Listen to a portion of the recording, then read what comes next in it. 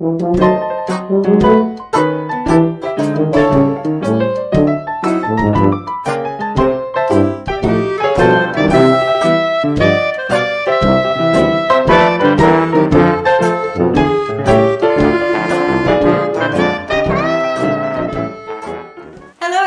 it's Grandmama. Time for another story from a Hometown Scrapbook by Ben Weatherwax. Today's story, First Graduation. Hello there.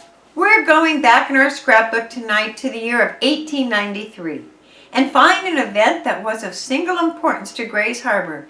Important because it was the first of many to follow. It didn't exactly set a pattern for the others, but it was a milestone in the progress of our community, and it was one event that ought never be forgotten. It is the time of year that promotes us to finding this page, for only at this time of year is it of particular significance. But in a few more days or weeks, the age of old drama will be reenacted with its formalities and festivities, and those who participate will have the feeling that they are doing what was never quite done so well before. And they will also have the feeling akin to all those who have participated in such an event before, that it was never quite so important.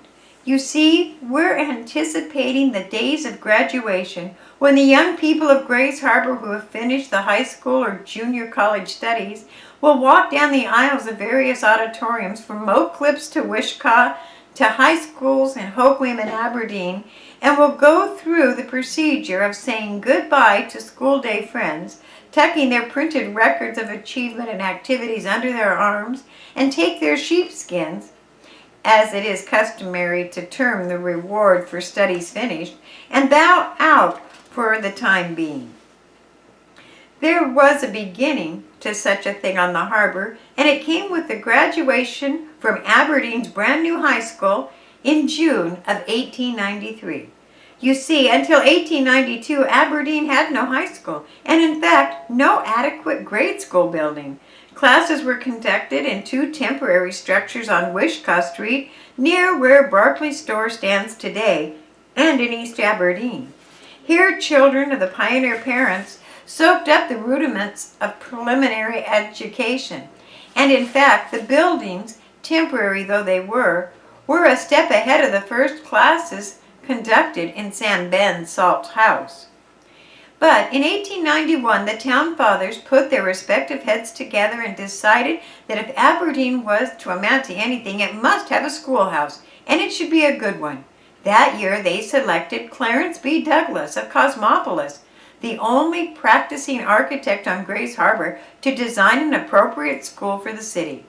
It had to have everything that they had hoped for.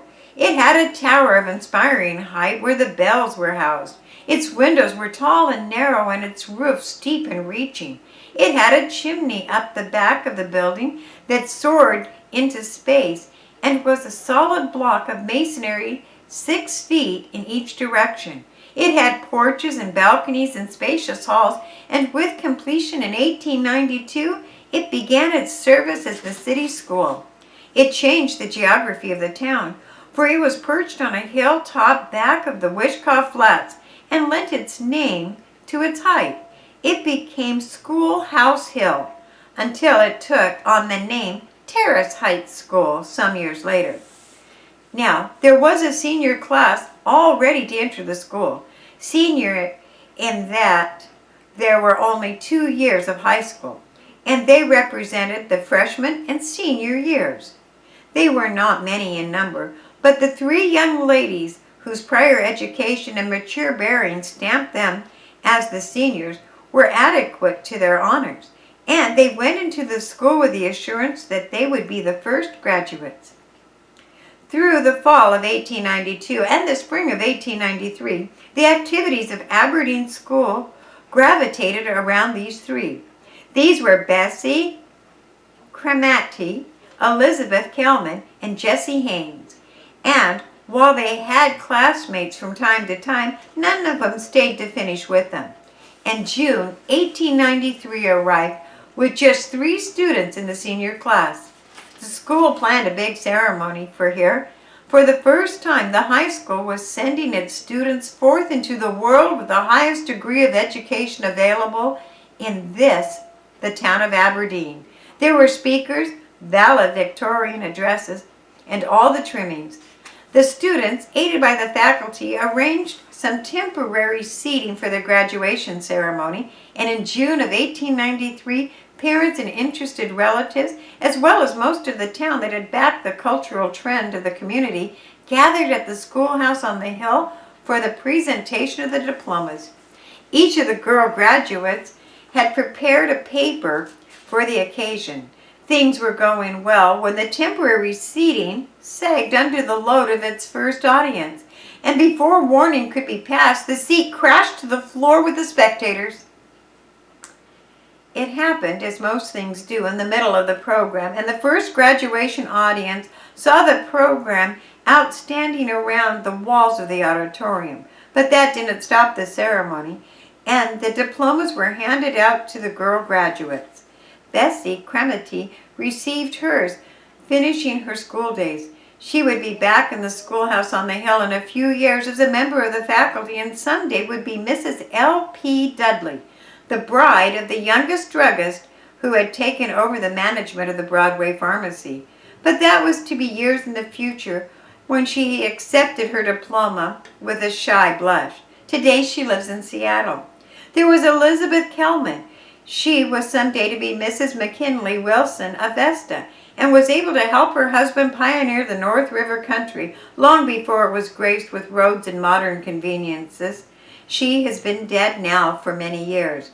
And finally there was Jessie Haynes, the daughter of Mr. and Mrs. Jim Haynes. Jessie had traveled with her family all the way from Michigan to attend school here.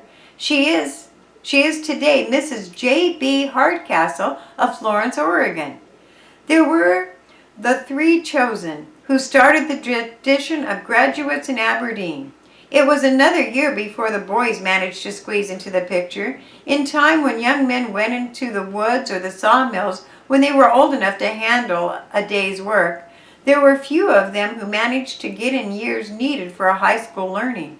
But when graduation time rolled around in 1894, the list of graduates, there were now 8 of them, included Jim Cochran and Will Lanning. They had taken all their high school studies at the schoolhouse on the hill. They were truly the first products of the high school in Aberdeen. Their classmates were Carrie Jones, Lou and Edith Jocelyn, May Becker, Belle Wood, and Mabel McKinley. Edith Jocelyn was valedictorian for the class of 1894, and Professor Kettle, the new schoolmaster who was finishing his first year as headmaster of the Aberdeen school system, beamed from the platform as proud as his graduates as anyone could be. The total enrollment of the Aberdeen Public School barely topped 100 pupils that year.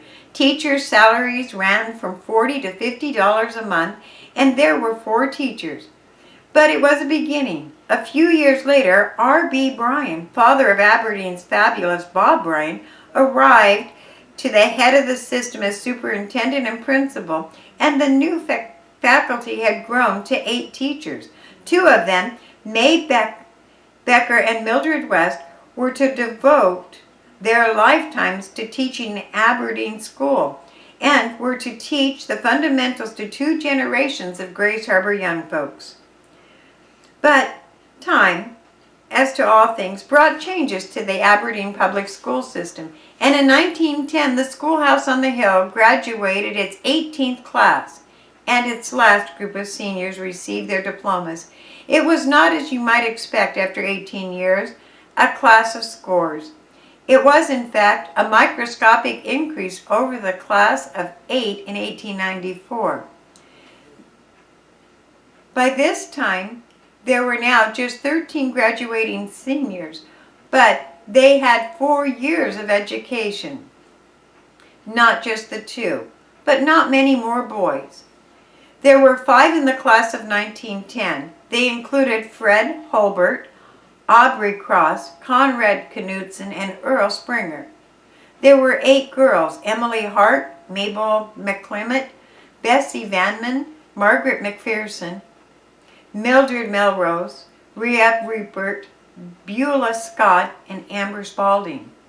But on this occasion, the first graduation of senior class from the city's first high school, they did not honor the old building with a ceremony. Instead, they marched across the stage of the new Grand Theater to receive their diplomas from Waldo Hart, president of the school board. When the school convened again, it would be in the new high school building, and the class of 1911, 1912, 1913, 1914 would be enrolling for the school year. And with the new building would come a new era of liberalized education, a far departure from the classics 3 R's of reading, writing, and arithmetic, frosting that had been for the students of the old schoolhouse. Graduating classes over the years became substantially organized with liberal representation of both sexes. There are such things as school annuals, traditions, varsity faculty, and time to encourage an athletic program. And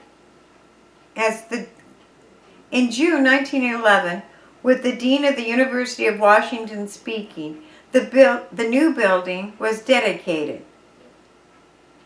The 40th class will graduate from the high school soon that the old-timers still can now recall.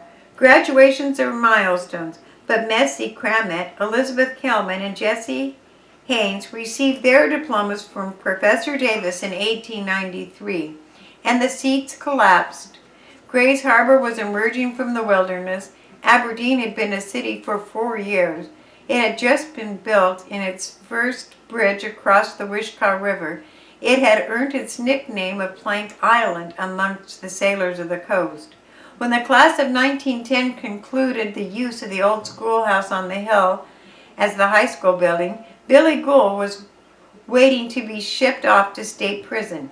Heron Street had been bricked and Wishkah paved with asphalt. A second new bridge spanned the Wishkah, this one steel, and the city administration was closing down on the town's boisterous, rowdy waterfront in a law and order campaign.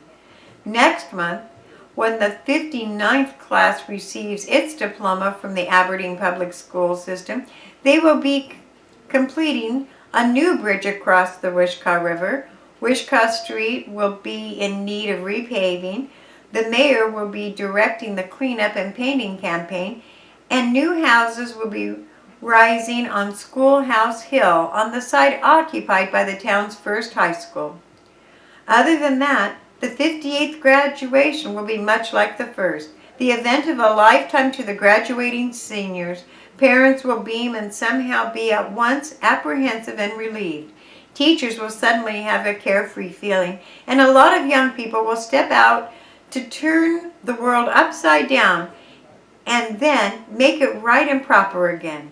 Wouldn't it be fine if we could do better than those who have graduated before them? Whatever their fortune, it's a long and often told story, but a reassuring one that we find tonight in our hometown scrapbook. Thanks for listening.